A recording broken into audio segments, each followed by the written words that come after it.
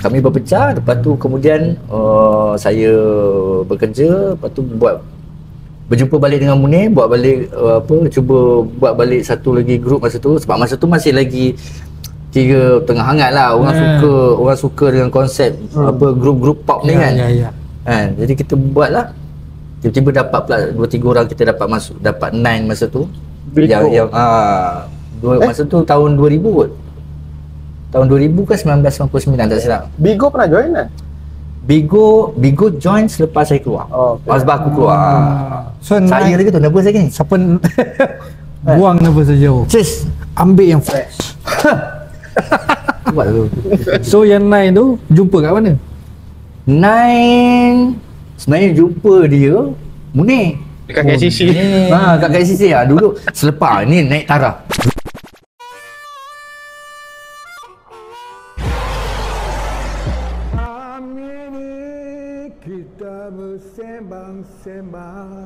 Okey, kita kembali ke bahagian ketiga bersama dengan Wan G ataupun Ash Pokemon. AKA 3. Itu suara apa? Analog Man. Okey, pasal Ash Pokemon macam mana boleh dapat watak Ash tu? Macam mana boleh dapat watak Ash? Pergi interview ke apa? Tak, itu memang kita pergi uji bakat lah. Uji bakat voice casting lah basically. Casting lah. Voice casting. Kan, masa tu kita buat dekat ada satu studio dekat Atamas kot, tak silap. Atamas. Tapi masa tu banyak studio yang buat dia tengok pada season juga sebenarnya. Ada satu time tu tengah hot, banyak tengah panas cerita Jepun, banyak studio buat cerita Jepun kan. Ada waktu yang banyak cerita barat, cerita Disney lah, Nickelodeon lah. Dia akan banyak lah. Ada satu zaman tu pula tengah hangat buat drama Korea. Masa tu drama Korea ada bahasa Melayu. Ada? Bila ni? Tahun bila? Sekitar tahun, aku rasa dalam 2010, 2011. Zaman Winter Sonata. Winter Sonata pun zaman Autumn in My Heart. Ada satu tu, Rumah Kedai. Bukan. Moon? Aku lupa dah nama apa. Apa dah Moon? Apa Moon? Alah, aku lupa dah apa nama grup tu. Tapi apa? Tapi itu bukan Cina Jepun kan? Jepun kan? Ada nama kumpulan tu, Comet Bukan nama kumpulan, aku pun tak ingat lah. Tapi ada satu zaman tu lah, dalam untuk beberapa tahun, sekitar dalam 4-5 tahun jugalah. Banyak pembikinan kita buat cerita-cerita Korea. Masa tu tengah hot, baru nak masuk. Masa tu Korea dia bukan pakai original punya suara ke? Ikut channel. Ikut channel lah. Masa tu kita buat untuk channel di Astro. One channel ke benda, tak silap. Sebab tak ada Astro sama. Kan, jadi macam kita dapat buat je lah, tak dapat tengok kan. Okay, faham tu. Dapat. Tapi demand untuk buat cerita-cerita macam drama dengan cerita-cerita live action ni, tu ada dia berat sikit lah. Kalau misalnya cerita kartun tu kita boleh katakan, tapi masih perlu ada lakonan lah. Tak adalah kata olok-olok menangis tu. Kadang-kadang ada juga yang menangis yang betul-betul sampai ada bila dah feel sangat nak tengok cerita kartun kan. Tapi macam drama ni lebih intense lah. Dari segi apa? Satu contoh macam karakter aku banyak dapat antagonis. So bila dalam cerita Korea tu banyak menjerit, banyak marah. Orang Korea kan cakap macam marah. Lepas tu marah pun cakap macam marah. So contoh dalam bahasa Melayu ni bunyi macam ni. Contoh memang kalau marah memang dia marah betul lah bang. Memang marah betul, menjerit lah kan. Aku. Tapi pasal kita tak nak menakutkan orang nanti, aku dapat lagi antagonis ni. Aku nak watak hero sebenarnya. Nak watak hero kan. Nak watak hero kan. Tapi orang tak boleh panggil kan. Tak boleh panggil.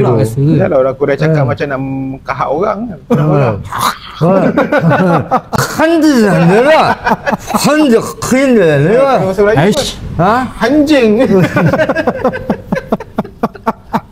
Okey. Sini. payment untuk voice actor apa alih suara ni berbaloi kat Malaysia? Itu Worth it tak topik dengan kerja dengan ke apa usaha ni. Ya. saya nak cakap nak jujur ke? Okey, Jujur dia lah. kalau nak ikutkan zaman dulu, sebab benda tu kita tak dibayar macam mana kita buat itu yang first voice lah. Macam kalau kita terlibatkan diri dengan cerita-cerita yang memang first voice dia memang asal dari animasi Malaysia, tengok juga kadang-kadang ada yang bayar mahal kan, tapi tengok kepada persetujuan kita juga. Tapi kalau misalnya kata untuk kerja-kerja dubbing biasa ni, perbezaan harga tu memang nampak ketara lah. Kalau misalnya dulu memang mahal. Dulu mahal. Dulu mahal. Tu sekitar tahun Di awal aku first terlibat sebelum yang diajak uji bakat yang tadi yang mentor aku yang lama yang ajak uji bakat untuk cerita Power Ranger tu. Zaman tu dah kurang sebelum tu aku dah pernah terlibat lah juga dengan Astro. Tapi masa tu pasal teman je, meneman kawan aku yang dapat satu babak. Sebab zaman tu pun pasal dia kenal dengan director apa semua, dan so dia dapat invite, so dapatlah pergi tengok dia buat kerja. Asal dia tengok je, tengok dia buat macam best lah pula. Lepas tu cakap, lepas tu director, aku tak ingat nama director Cina masa tu, di Astro. Lepas tu tanya, your friend boleh buat tak? Kawan you boleh buat? Cakap, lepas tu tanyalah, Wan, kau nak try tak? Try lah buat. Lepas tu buat dalam berapa episod je masa tu. Tapi masa tu dia punya kartun tu macam pendek-pendek. Okey. Kan? Tapi aku tak ingat. Tapi zaman dalam awal 2000-an lah, Astro pun masih baru lagi masa tu. Dalam baru 3-4 tahun macam tu lah. So waktu tu pembayaran okey juga. Sebab aku buat baru berapa episod, aku dapat dalam kira satu episod tu dalam 300 lebih. So kita buat tu kira banyak. so bila kita 300 lebih, kita buat dalam 6-7 episod dah. Dah lebih. Dia bukan satu episod je. Dah lebih 1000 lah kan. So macam okey lah ni kan. Tapi lepas tu kita mengharapkan orang panggil balik. Tapi tak dipanggil balik sebab member aku tu dah pindah ke Jepun pula. So jadi cut off kat situ. Jadi betul member kau. Dia pindah ke Jepun dan berkahwin di Jepun dan menetap di Jepun. So aku jadi macam okey, tak apalah, hilang punca nak belajar. Sendiri, tak pandai pula. Nak pergi cari sendiri, tak pandai, tak ada platform lagi masa tu. Sampailah 2008 aku macam saja je sebenarnya, sebab masa tu macam nak try kan, cakap kita tanya, dapat peluang kita pergi tanya dan terus mendekat. Tapi masa nak masuk tu pun kita dapat tu pun untuk karakter satu cerita lah. Untuk dapat yang cerita-cerita lain belum lagi, sebab masa tu macam dorang macam mana cakap, aku tak sengaja sebenarnya masa tu dapat. Lepas tu tak dipanggil uji bakat lagi. Sebab apa? Dorang lebih pada, sebab ramai masa tu di dalam office tu. Sebab masa tu aku terfikir, apa pasal semua ramai kat sini. Jadi kita macam belajar lah macam mana kita nak selalu dapat dipanggil nak pergi try untuk buat casting kan. So lepas tu perasan lah diorang banyak buat dan diorang sini bila kita borak-borak, aku belajar berkawan dengan orang kat studio tu. So jadi diorang ni banyak yang macam ada lagi satu bidang kerja di dalam dubbing sebelum kita masuk ke studio. Sebab dulu nak dapat masuk menjadi pengalih suara tu agak susah, sebab kau kena faham, kita sebagai pengalih suara kena faham lakonan, nak kena try skrip. So jadi kita kena faham skrip dulu. Sebab dalam skrip dubbing dia ada tanda-tanda yang sebab tak ada arah, director bukannya kena nak bagi tahu. So kau kena fahamkan skrip, ada tanda yang suruh maksud dia dialog ni perlu tinggi ke suara, gelak dia ada tulis tanda gelak dia ada tulis tanda campur kat situ. Bila di awal tu dia akan letak tanda campur, maksud dia kau kena baca benda tu dengan nada gelak. Kalau dia ada macam minus macam tu, okey ni untuk dibacakan dengan nada sedih. Masih. Benda tu memang jadi banyak. Sebelum kita mula, dia akan macam kalau nak boleh dia akan suruh kita buat skrip dulu. Maksud satu proses di mana kita panggil polishing. Polishing skrip, maksud dia lepas skrip tu di translate, di alih bahasa kan. Kita akan ada beberapa orang untuk polish. Maksud dia polish akan jadi dia bahasa basah ataupun bahasa santai. Supaya benda tu bunyi orang sikit. Kalau tidak dia tak bunyi terlampau baku sangat. Dan kadang-kadang untuk kita check sama ada betul tak perkataan yang dia translate tu kena dengan maksud apa yang dia maksudkan. Sebab kadang-kadang dia bila direct translation dia dah bunyi lain. Dia bunyi, macam orang cakap duck, takkan tulis titik. Tunduk. Kan? Adalah beberapa lagi yang term kalau Direct translate. Direct translate. Especially kalau misal kata cerita daripada Amerika ke ataupun cerita daripada, kadang-kadang kita ada juga buat cerita daripada Britain kan, cerita-cerita yang betul-betul English pure literature punya. Kena ada orang faham benda tu. Jadi masa tu lah kita juga belajar nak faham skrip, nak faham perkataan. Kalau nak ikutkan macam bila pembuat skrip ni dia akan ada banyak kamus kat sebelah. Dia akan cuba tak ikut pergerakan mulut itu ada. Masa kita nak buat skrip tu akan ada video. Zaman tu kalau zaman dulu aku start tu kita bawa VCR, tahu tak yang tape. Dia akan kita bawa mesin tu yang zaman dulu belum lagi penggunaan VHS VHS. Bawa VHS mesin tu, bawa berkata-kata lah. Bawa kata-kata tu. Bawa balik rumah pun kadang kalau nak siapkan skrip tu kat rumah. Kalau tidak berkampung kat situ. Okey. Kan, berkampung dekat office tu. Buat sampai habis skrip, lepas tu bawa balik.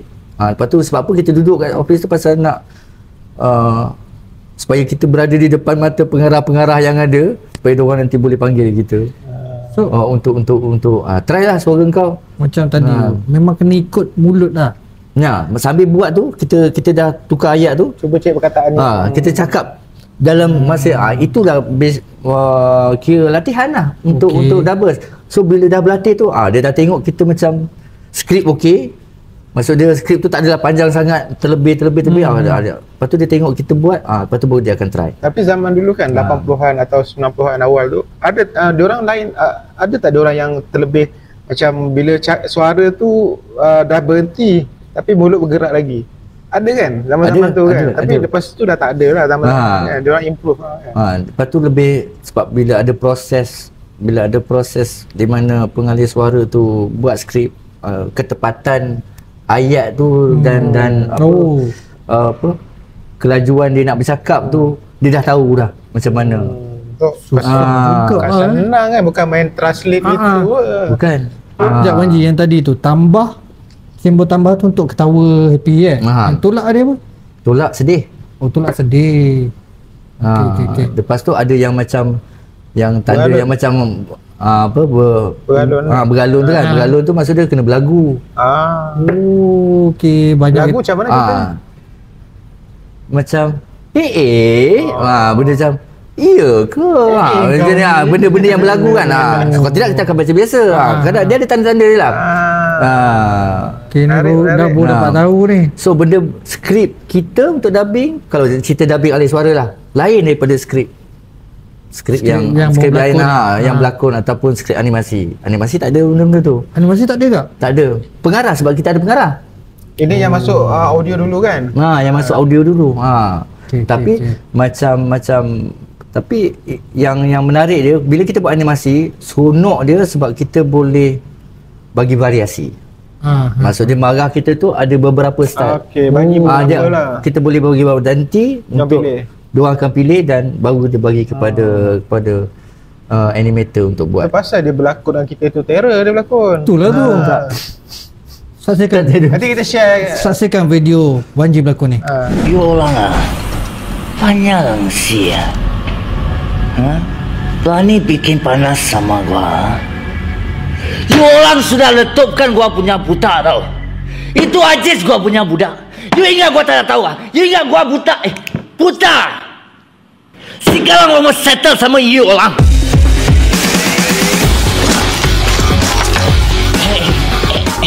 Relax. Kita boleh settle cara lain. Cara lain? Apa lu punya maksud? Sekarang I mau you sama you. Tengok apa kita orang bikin. You ikut saja. You boleh ikut. Kita kira settle. Okey, Peter Lim. Kau tunjuk kan sekarang?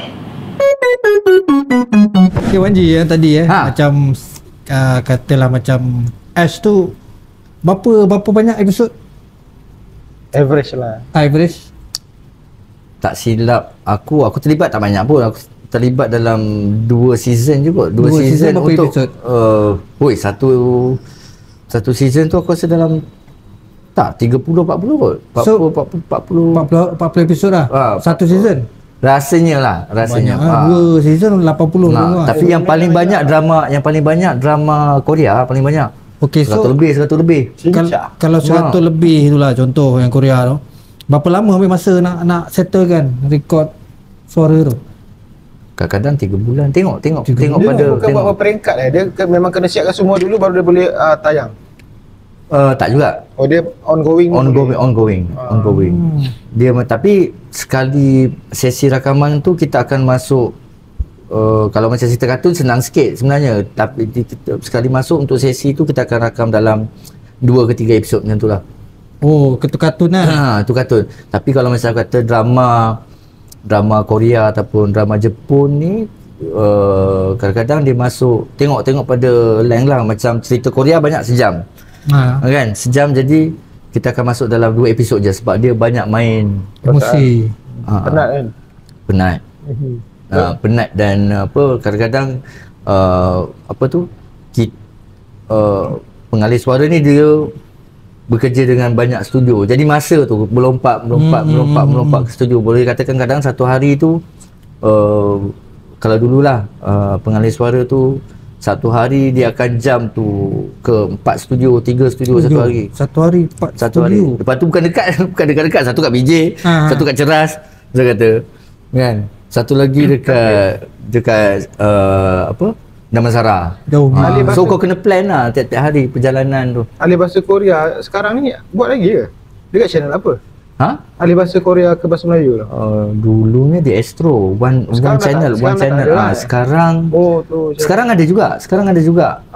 Tapi aku kurang pasti dekat channel mana. Tapi masih ada, cuma kurang lah sikit. Sebab banyak yang dah dibuat. Sekarang orang subtitle je kan, macam Netflix kan, orang tengok suka tengok bahasa original kan. Tapi macam boleh sebut Netflix. Boleh. Okay. Macam Netflix sendiri kalau dulu boleh katakan banyak lah, tapi sekarang macam dia dah kurangkan dia kepada selected title aja. Maksudnya cerita-cerita yang dia rasa benda tu best.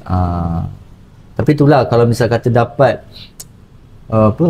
kita jadi macam akulah, macam nak katakan industri dubbing ni satu industri yang aku nak, bukanlah kata tak bagi orang menggalakkan orang masuk.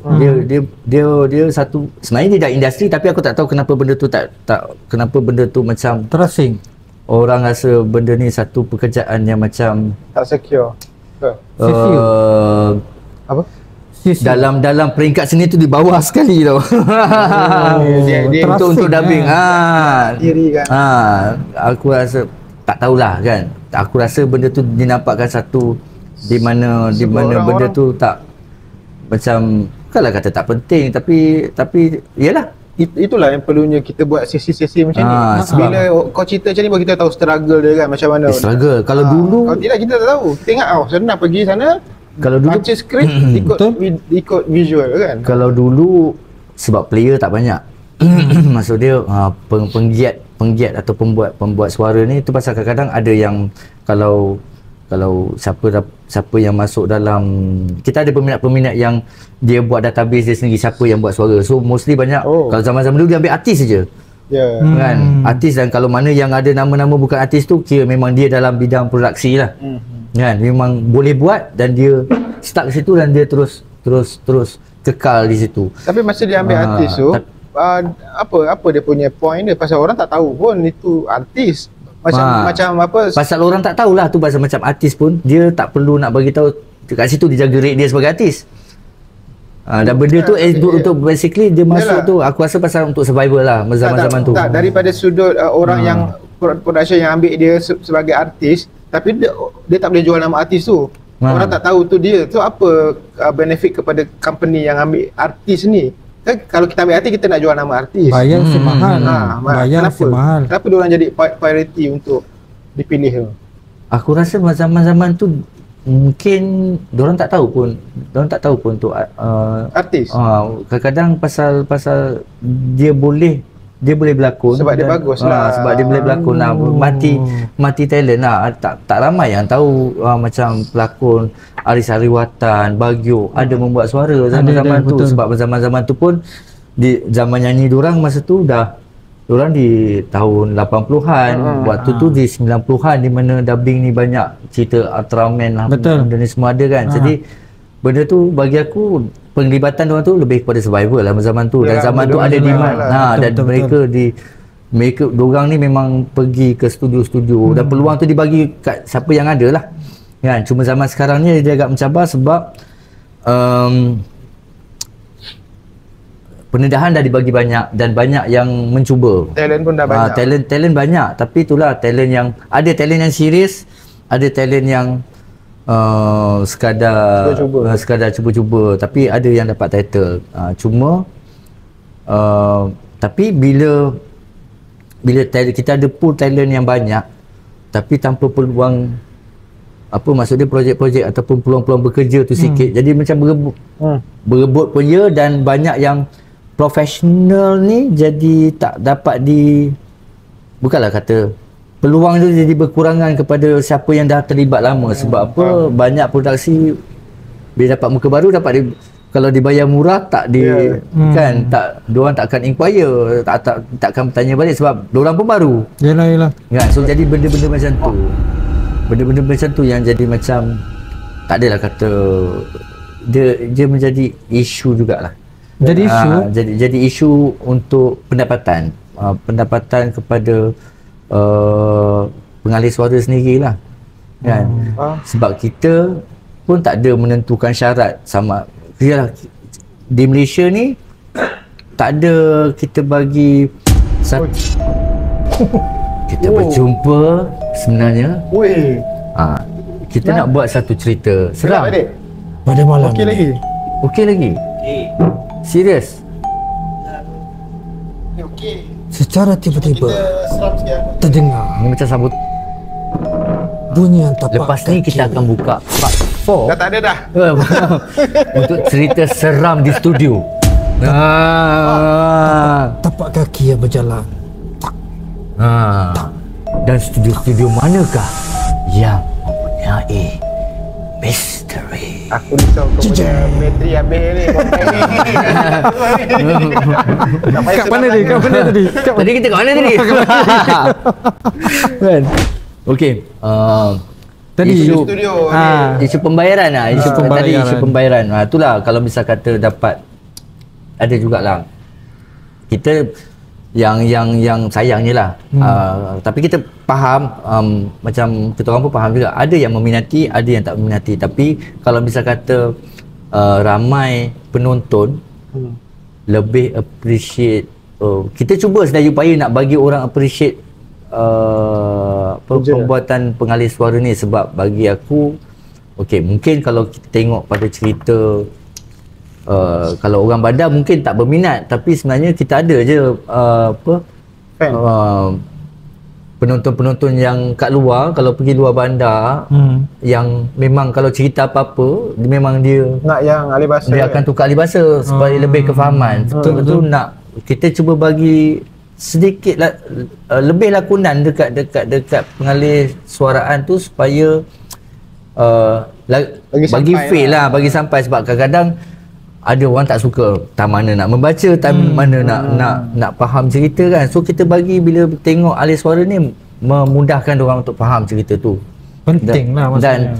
Dan lagi satu, untuk aku pula, bagi aku pula, aku nampak macam pengalih suara ni ataupun pelakon suara ni lebih kepada pendidik juga. Sebab kita nak menerapkan bahasa walaupun orang tengok cerita apa-apa, dan kita nak menjaga macam tadi aku cakap tadi lah, macam cerita-cerita yang sebenarnya bukan untuk tontonan kanak-kanak. Kan? Jadi kita cuba menapiskan kat situ pengisian dia. Yalah. Kan? Tugas tu kalau misal kata orang nampak benda tu sebenarnya kalau dapat menjaga ataupun bagi contohlah, kalau kita pergi ke negara Indonesia, boleh dikatakan benda tu jadi satu syarat wajib. Cerita apa-apa saja dia orang kena ahli bahasa. Kena di ahli bahasa. Sebab apa? Bahasa kebangsaan. Betul. Sama juga macam di Thailand, sama juga macam di Korea, sama juga macam di Jepun. Apa saja cerita dia berdua, dia tetap akan ada bahasa bahasa kebangsaan dia. Aku tengok dari satu sudut, dia kelemahan dia apa ya? Kalau banyak tengok ahli bahasa, dia orang tak improve dari sudut bahasa dia, bahasa English ke apa. Kat sana kan penggunaan bahasa English pun kurang kan. Tu mungkin ada satu sudut. Tapi macam zaman sekarang, aku rasa kebanyakannya terlebih bahasa Inggeris daripada bahasa Melayu dengan kat Malaysia jelah. Kat Malaysia. Lagi satu, kita nak menggalakkan supaya tak ada yalah, macam kadang-kadang aku sendiri pun kadang-kadang kita bercakap pun ada campur-campur kan bahasa Inggeris kan. Oh really? Sometimes lah. Sometimes lah kan. Jadi dua bahasa kat situ kan. So kita nak menjaga kat situ. Untuk kita nak buat macam tu, mungkin konten-konten ataupun kartun-kartun ni yang di ahli bahasa ni dapat bantu diorang. Dapat bantu diorang ni supaya macam ni sebenarnya diorang bercakap Melayu penuh. Kan. Sebenarnya okey, dari segi macam senang cerita ni lah, kebajikan kepada para voice actor ni kan, siapa yang sepatutnya menjaga? Kebajikan ni. Kebajikan lah tu. Kan, betul lah kebajikan kan? Kebajikan kita sebenarnya dari segi gaji semua tu kebajikan lah. Kebajikan tak ada, macam kebanyakannya pengalih suara ni kita tak ada bekerja, dia bukan satu pekerjaan full time. Dia sama macam pelakon biasa juga.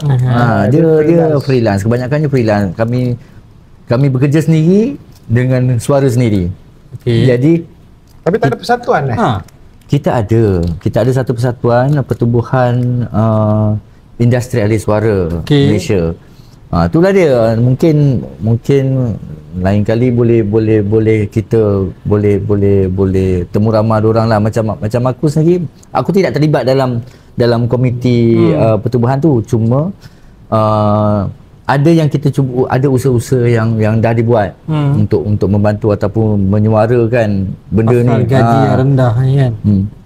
Tentang harga apa orang cakap, harga lantai. Tentang harga lantai kami pengalih suara. Lagi satu tentang mungkin boleh diletakkan syarat ataupun satu syarat wajib supaya apa-apa saja konten daripada luar harus ada benda tu. Itu dapat membantu sebenarnya. Betul. Sebab apa, aku kadang-kadang rasa macam tak faham juga kenapa negara lain boleh buat benda tu dan bangga benda tu ada. Betul. Diorang ada bahasa tu. Betul. Kan? Dan tak dipandang lekeh pun sebenarnya. Cuma macam kat sini mungkin tak ada yang, bukanlah kata benda tu patut dikontrol atau benda tu patut dikawal, tapi ada satu badan ataupun satu pihak yang dapat bantu supaya benda tu tak mati. Supaya bahasa ni jangan nanti satu hari nanti semua akan cakap. Betul lah. Anak-anak kita lebih faham bahasa Inggeris daripada bahasa ibunda. Itu pun macam pelik juga sebab benda ni dah balance. Macam sekarang ni pun kita dapat tengok. Betul. Kan? Banyak macam mak ayah lagi bangga kalau anak dia dapat berbahasa Inggeris daripada berbahasa Melayu. Tapi benda tak balance. Benar sekali. Benda tu tak. Benar sekali kata-kata kan? Macam aku nampak macam YB kan. Betul. So kalau baru nak promo. Kita move ke soalan seterusnya. Boleh. Tadi koma. Tak ada. Nota. Nota. Secara peribadi, berapa suara average kau boleh buat? Menarik. Aku tak terror tau Bob. Aku Ini masa kau nak cong. Nak cong dalam 20 tak ada. Tak. Ini macam tu dah gelap ni. Tak adalah, aku rasa dalam 7 ke 8 macam tu. Boleh tak kau namakan suara-suara jenis suara tu yang 7 tu?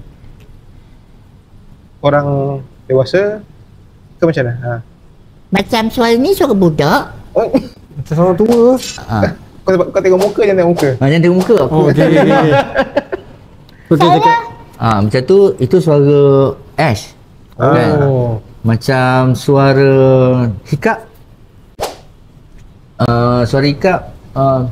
Toothless. Pergi ke sana Toothless. Dia lebih. Lebih nak ke budak darjah mungkin dalam 10 tahun gitu kan ke atas. Lepas tu kita ada bunyi muda sikit. Macam lelaki remaja.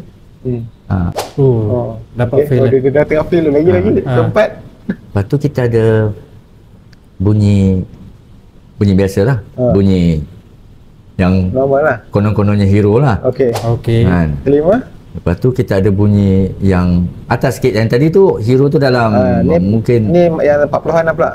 ni 30. Oh 30 dulu, okey. Bunyi 30 dia agak matang sikit. Okey. Okey.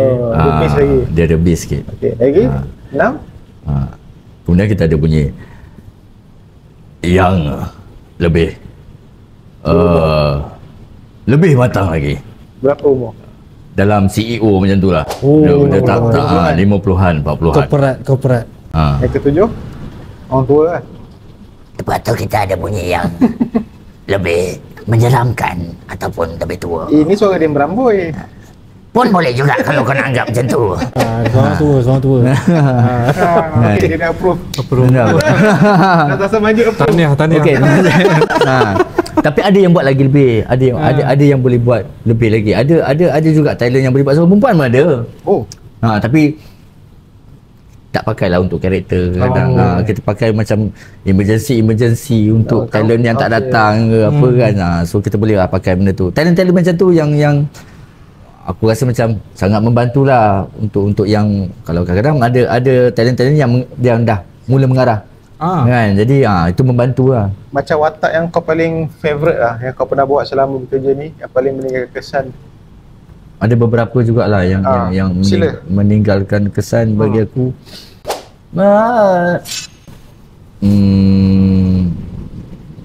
Bagi aku yang meninggalkan kesan Uno untuk Ejen Ali. Yang tadi tu. Yang tadi tu. Uno meninggalkan kesan juga sebab yalah pertama kali dibagi kepercayaan untuk buat hero. Untuk buat orang jahat yang yang ditunggu-tunggu untuk siri tu kan, sebab masa tu watak penting lah sebab orang tak tahu siapa yang bagi masalah kepada Ali ni apa semua daripada awalnya dia dapat apa tu senjata Iris dia tu kan. Iris tu. Lepas tu yang kedua yang boleh buat aku terharu tu lah Adventure Time tu lah, jadi Ice King tu. Ice King. Sebab apa? Sebab benda tu aku tak sangka benda tu orang suka. Dan aku buat kira dapat part tu, kita ingatkan dia cerita yalah macam aku cakap lah, ada kerja lah. Macam lah kerja biasa, tak ada orang nak ingat. Zaman-zaman tu tak ada kita rasa macam aku pun dah mula rasa macam sama macam double pengalih suara sebelum aku. Macam ada orang appreciate kot, tapi bila kita dah idea nak buat group dan double itu kita buat, lepas tu dapat feedback yang tu dulu. Abang ni lah yang buat ni macam korang suka pula benda ni. Aku pun cerita tu pun aku tak tengok kan, cakap kan. Tapi diorang suka, diorang ingat, kadang-kadang ada yang ingat sebab dalam situ tu ada dia menyanyi. Okey. Ada yang hafal pula lagu dia apa semua kan. Yang aku pun tak hafal lagu tu sebab kau pun nyanyi masa baca skrip kan. Kita nak hafal lah benda kan. Lagu dia macam dialog. Lepas tu cerita dia pun, lagu dia pun bukannya lagu yang melodious. Kan, dia memang dia buat sumbang macam tu. Tapi benda tu orang suka.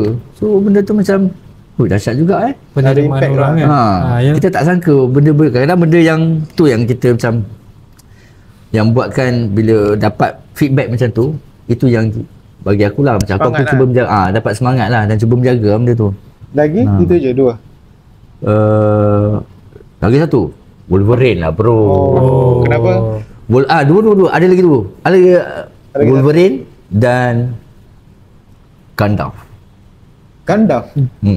Gandalf Lord of the Rings. Untuk Lord of the Rings Film punya movie ya. Alih bahasa Melayu punya. Ya. Macam mana suara Gandalf? Suara gadah tu masa tu. Aku masa tu pasal tak ada masa tu tak ada talent. Kita ramai juga yang casting masa tu. Ramai, boleh katakan semua jugalah apa pengalih suara datang masa tu kan. Tapi masa tu nak jadikan cerita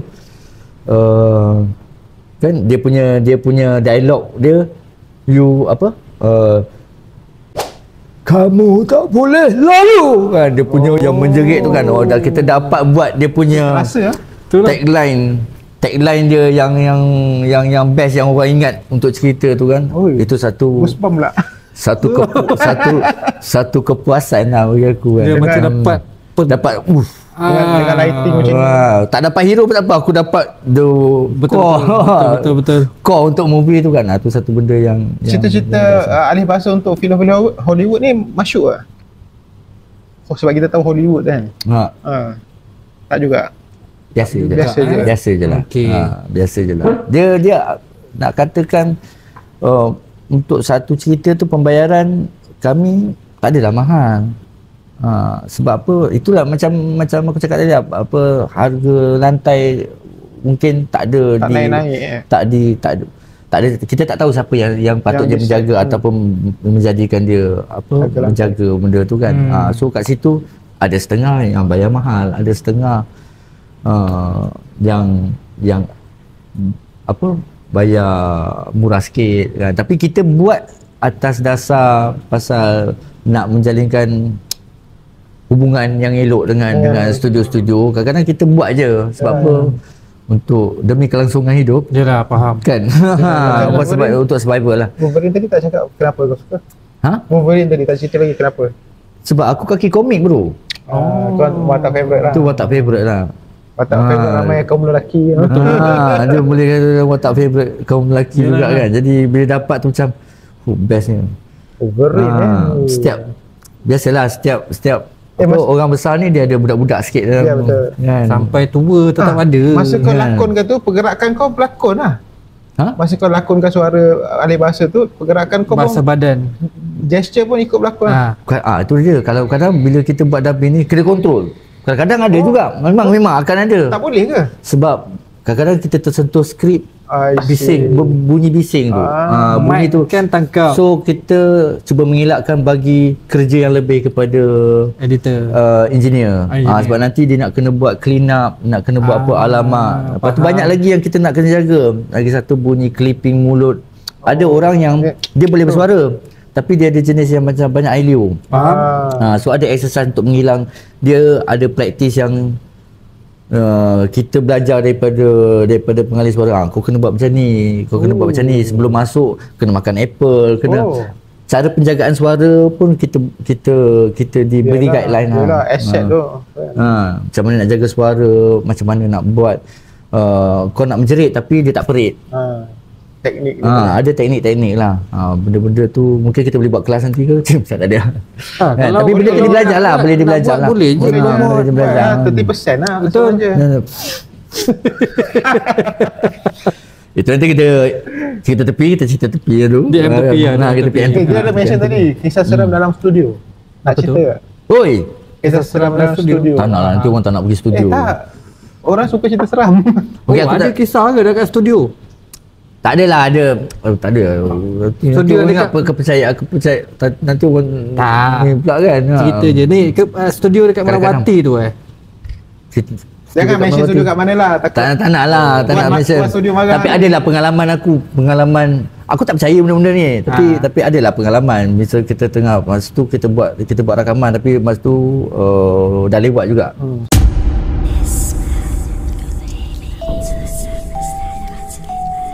Kan studio tu di tak apalah. Studio tu di TV station. Studio yang kita buat tu di TV station. Tapi masa tu kita terpaksa anjak sebab masa tu kita nak buat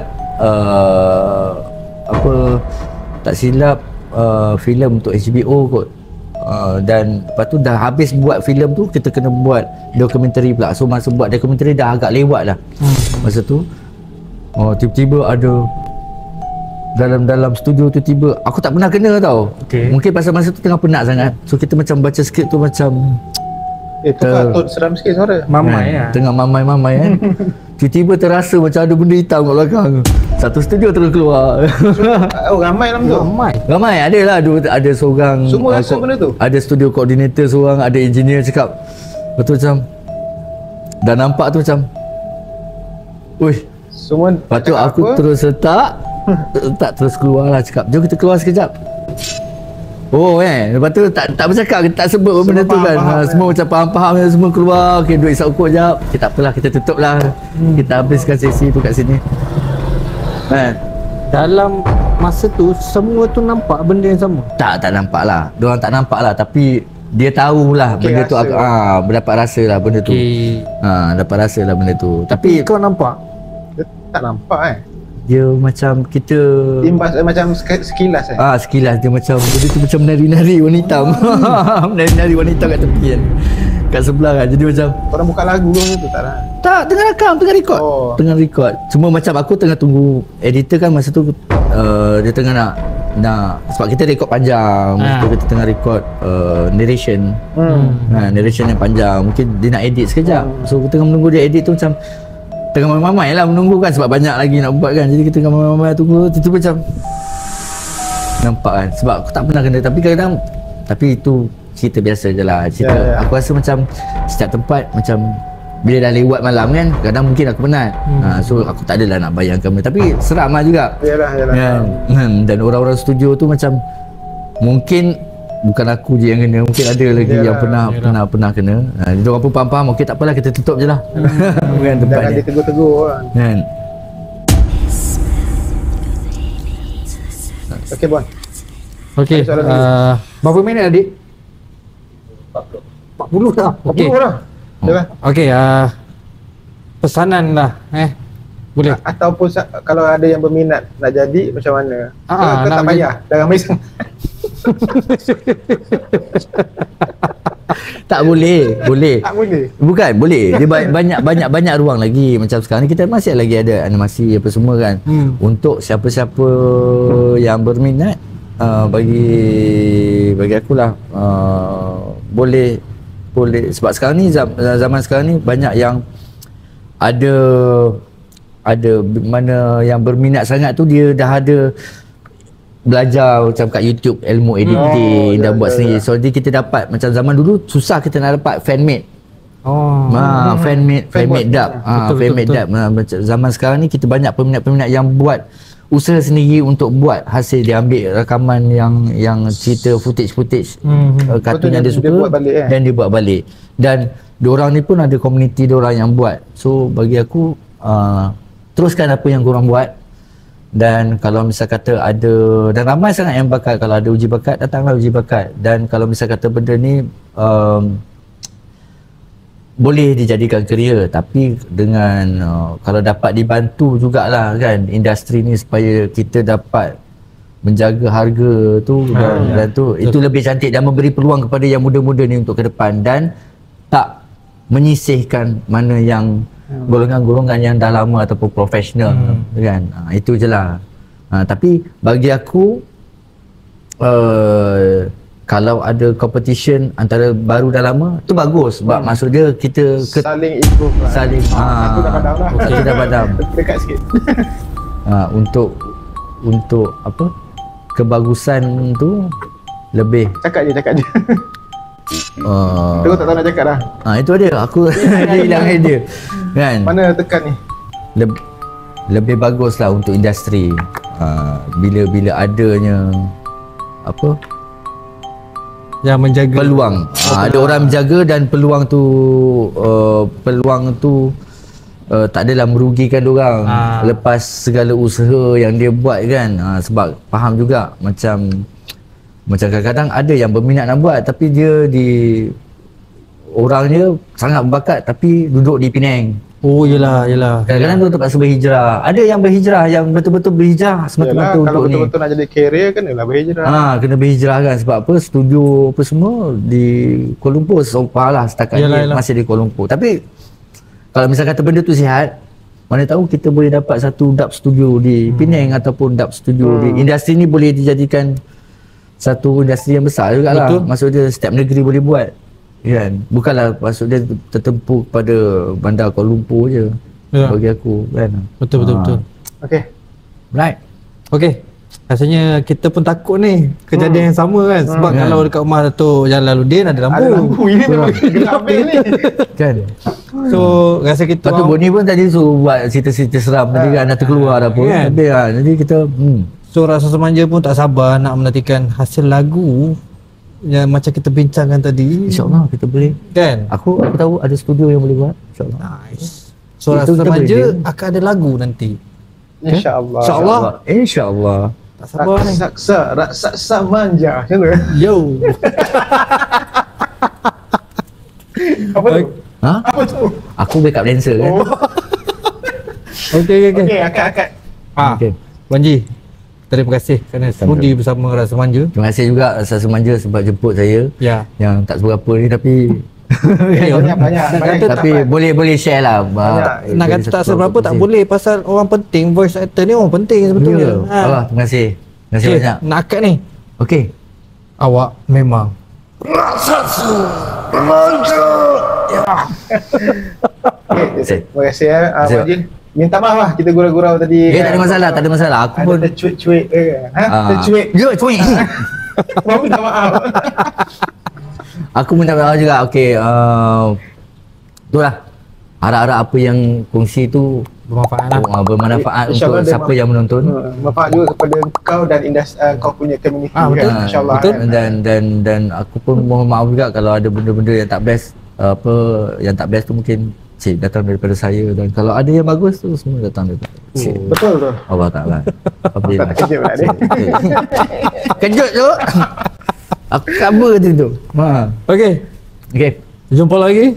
Assalamualaikum. Cut. Semanja. What's this? Saksikan. Best lah letting.